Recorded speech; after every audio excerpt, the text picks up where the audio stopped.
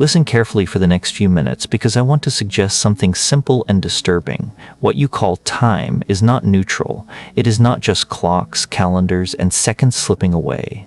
Time, as you live it, is a psychological environment built around your mind, and it behaves much more like a prison than a landscape. You move through it, but you do not question who designed it, who maintains it, or what it prevents you from seeing. We are trained from childhood to treat time as an external authority. You are given a birth date, a class schedule, a career timeline, a socially acceptable window for love, success, and retirement. You absorb the idea that life is a race against a ticking clock. That ticking becomes internalized as anxiety, urgency, and the constant sense that you are late for something, even when you cannot say what it is. This is not a feature of the universe, this is conditioning. Physics has its own concepts of time, but that is not what rules your day. The time that shapes human consciousness is psychological and social. It is made of expectations, deadlines, and narratives about progress. It tells you what age-appropriate behavior looks like. It tells you when you are too early to try or too late to change. It acts as an invisible supervisor standing over your shoulder, judging the pace of your existence. To call time a prison is to notice how narrow your permitted relationship to the present actually is. You are allowed to remember the past as a series of fixed facts, and you are allowed to fear or anticipate the future as a series of limited possibilities. But the present, the only place where consciousness actually exists, is reduced to a tiny corridor between regret and prediction. You are rarely trained to inhabit it fully. You are trained to move through it efficiently. A prison is not defined only by bars and walls. It is defined by restricted options. Time, as culture hands it to you, restricts your options in subtle ways. It tells you, you are this old, therefore this is who you are allowed to be. You have this much time left, therefore this is the range of choices you are allowed to consider. This is not simply information, it is a script, and most people never realize they are reciting it. Now, the title of this video makes a further claim, that time is a prison built by something that didn't want to be found. That implies intention. It suggests that behind this psychological structure of time there is an organizing force, an agent, a process, an intelligence that benefits from your confinement. The question is not only what is time, but who benefits from the way you have been taught to perceive time. The most immediate suspect is culture itself. Culture wants predictable, obedient, time-disciplined beings. Factories, offices, schools, and bureaucracies function only when people submit to standardized time. Wake at this hour. Produce for this many hours. Rest just enough to return tomorrow. Culture uses time as a sorting mechanism. Who is early, who is late, who is productive, who is wasting their life. Under this regime, your value is measured not by depth of experience, but by speed and output. But culture is only the outer shell. The deeper architect is the ego, the psychological construct you call me. The ego is a story constantly told about itself across time. It gathers memories from the past, projects desires into the future, and claims ownership of this entire timeline. Without the framework of linear time, the ego loses its continuity. It cannot justify its fears or its ambitions, so the ego is deeply invested in maintaining time as a rigid structure. Think about how your ego uses time to defend itself. It says, I am this way because of my past, and I will be worthwhile when my future looks like this. It pins identity to personal history and self-worth to imagined outcomes. This turns time into a courtroom where you are always on trial, judged by what you have already done or what you have not yet achieved. In that courtroom, the present moment is never enough by itself. It is only evidence for or against your story. This is how time becomes a cognitive prison. It narrows your perception to a single storyline.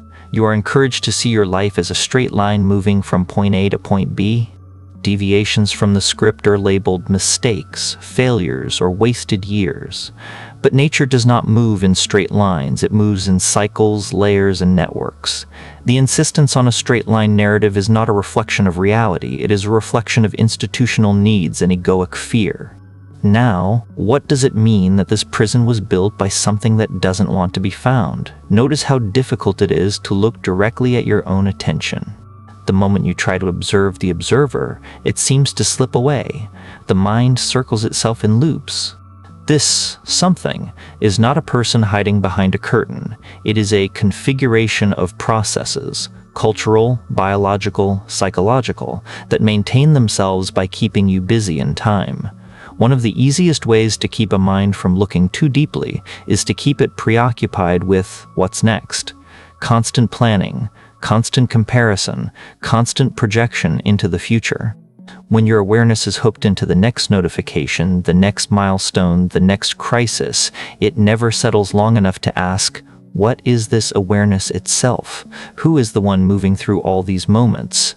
The architect of the prison avoids detection by constantly moving the goalposts of your attention. Consider how rarely you are invited to examine the structure of time itself. Education teaches you dates, events, and historical periods, but not the nature of experience. Psychology often studies behavior within time, but rarely questions the medium. Economics reduces time to units of labor and consumption. In this way, entire disciplines of knowledge operate inside the prison without ever touching the bars. They assume time is given, neutral, unquestionable. Yet your direct experience tells you something very different. Notice how time stretches when you are in pain or boredom, and how it collapses when you are deeply engaged. An hour in a waiting room does not feel like an hour at a dinner with a fascinating mind. The clock declares both spans identical, but consciousness reports another truth entirely. This already shows that clock time is not the primary reality. It is a crude measurement imposed on a much more fluid field. Your nervous system does not experience discrete seconds. It experiences patterns of change. The brain is constantly updating a model of the world based on incoming sensory data and internal expectations. Time, in this sense, is a function of how quickly that model changes and how you relate to those changes. A rapid flood of novelty makes time feel dense and rich. Repetitive routine makes it feel flat and empty. The difference is not in the clock, it is in the quantity and quality of experienced information. Now ask yourself, if time feels different depending on your state of consciousness, which is more fundamental? Time or consciousness? Modern culture tends to treat consciousness as a side effect of physical processes unfolding in time. But there is another possibility, that what you call time is a side effect of how consciousness organizes change. In this view, consciousness is primary, and time is one of its local tools. If that is the case, then the prison is self-generated. The same mind that can explore vast, timeless states of awareness has trained itself to live inside a narrow band of experience defined by clocks, routines, and narratives. It can step outside, but it rarely does because it has been told that anything beyond the prison walls is unproductive, weird, or dangerous. In other words, the unknown is pathologized. Look at how culture treats altered states of consciousness. Deep meditation, psychedelic exploration, intense contemplative practice, these are framed as fringe activities, hobbies at best, risky at worst. Why? Because they disrupt the normal sense of time. They loosen the grip of linear narrative. They reveal that the present can dilate into something vast and qualitatively different. From the point of view of institutions that depend on predictable behavior, this is destabilizing. But you do not need extreme methods to see the cracks in time. You only need to watch your own mind carefully. Sit for a few minutes and observe the flow of thoughts without trying to control them. You will notice that most of them are about the past and the future. Memory, planning, replaying old conversations, rehearsing imagined ones. The mind is like a projector refusing to leave the real. Very little of this repetitive activity is required by your immediate situation. This addiction to mental time has consequences. It generates chronic anxiety because the future is endlessly unfinished and the past is forever unchangeable. The mind oscillates between what cannot be fixed and what cannot be known. In that oscillation, the present becomes a blur. This is not a neutral side effect. It keeps you distracted from the simple fact of being aware right now, prior to any story about before and after. The something that doesn't want to be found is threatened by this kind of direct awareness. When you rest as the observer of time rather than the prisoner of time, the usual identities begin to loosen. You are no longer just the character in the story, you are the field in which the story appears. From that vantage point, cultural pressures and egoic fears lose some of their authority. They are seen as patterns, not as ultimate truth. Now let's examine the evolutionary dimension. Human beings did not always live under the same kind of temporal pressure. For most of our species' history, time was organized by natural cycles, sunrise and sunset, seasons, migrations, growth and decay. These cycles are not prisons, they are rhythms. They do not demand punctuality, they invite participation. Your nervous system is still adapted to this slower cyclical pattern. The agricultural revolution began to change this, introducing schedules tied to planting and harvest.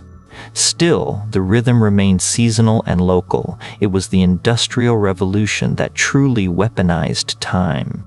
The clock was nailed to the factory wall. Bells rang to mark the beginning and end of shifts.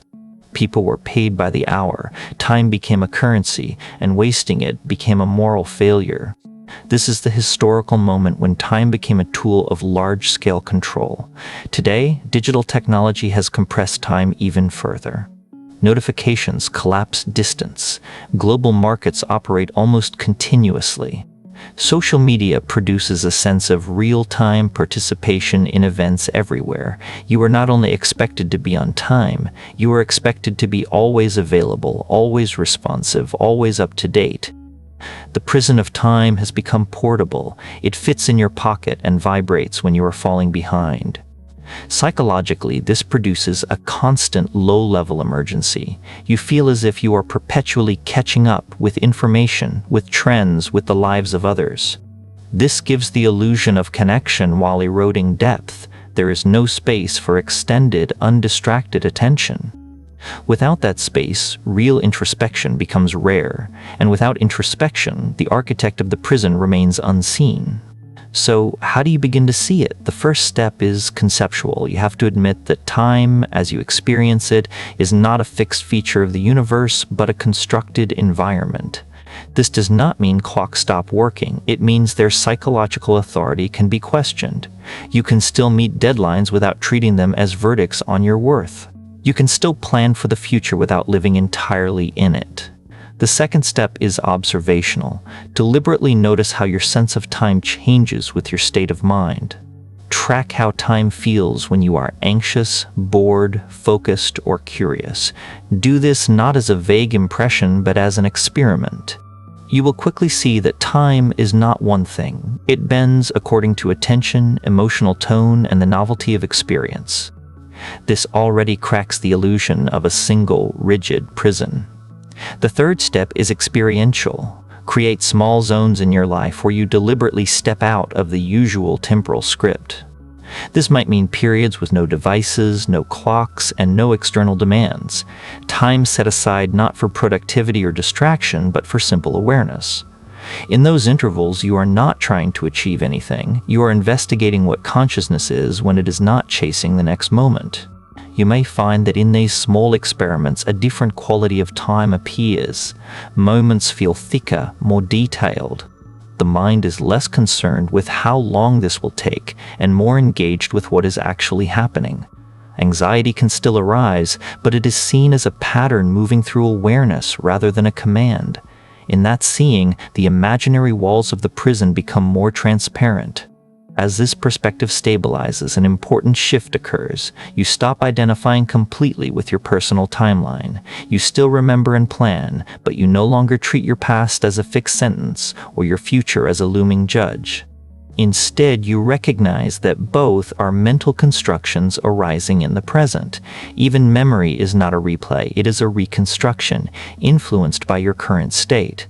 The same event can feel heroic one year and tragic the next, depending on who you have become. This realization does not erase responsibility, it clarifies it. You see that your primary responsibility is not to an abstract schedule imposed from outside, but to the quality of awareness you bring to each moment. A life lived in blind obedience to time can be efficient and yet deeply unconscious.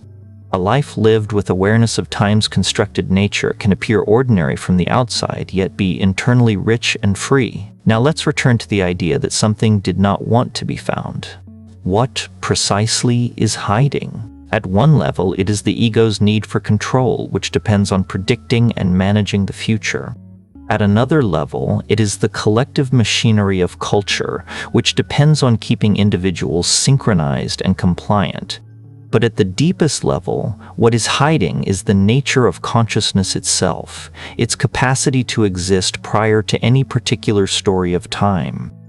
If you take even a brief glimpse of awareness without content, not thinking about anything, just noticing that you are aware, there is no past or future in that glimpse. There is only immediacy. Concepts of before and after can be added on top, but they are additions. The base layer is timeless presence. From the point of view of the prison, this is a dangerous discovery because it means the prisoner was never fully confined to begin with. This is not a mystical slogan, it is a practical observation. Every experience you have ever had has occurred in the now. The feeling of past is a present reconstruction. The feeling of future is a present simulation. You have never stepped outside the present, you have only filled it with different content. Recognizing this does not require belief, only careful attention.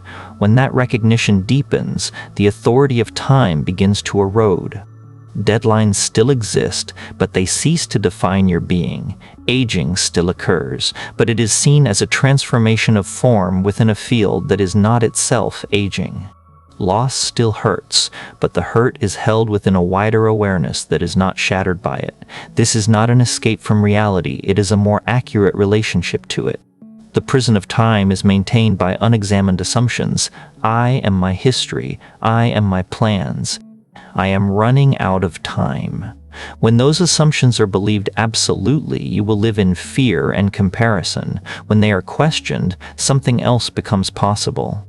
You may find that you are not the linear character you took yourself to be, but the capacity in which the entire timeline appears. So the invitation of this exploration is not to abandon clocks or calendars, but to stop worshiping them. To stop sacrificing your present awareness at the altar of imagined futures and irrevocable pasts. To see that the something that did not want to be found is not a demon or an alien, but a set of habits, personal and collective, that can be examined and revised. If you begin to question time in this way, you are already loosening the bars. You are no longer just a unit of labor, a data point in demographic charts, or a consumer of experiences racing toward an endpoint. You are a conscious participant in the unfolding of reality, capable of noticing the structures that shape you and choosing which ones to inhabit. As you leave this video, do not rush to the next thing. Watch how quickly your mind tries to convert this into another item on the timeline. Interesting idea, now what? Instead, test the claim directly. For a few seconds, drop the story of your past and the projection of your future, and look at the raw fact that you are aware right now. That simple, undeniable fact is the opening in the prison wall. Time, as you have been taught to experience it, may be a prison. But the awareness noticing that prison is not confined by it, the something that did not want to be found, is the mechanism of distraction and identification. The fact that you can see it at all means it is already losing power. What you do with that realization is the real beginning of freedom. And if this feels unsettling, that is a useful sign. It means the old narrative is being disturbed. Do not rush to replace it with a new belief. Stay with the discomfort long enough to see what is actually there. In that quiet observation, without the usual rush to label and fix, you may discover that what you are is not a prisoner moving through time, but the still, aware ground in which time itself appears and disappears.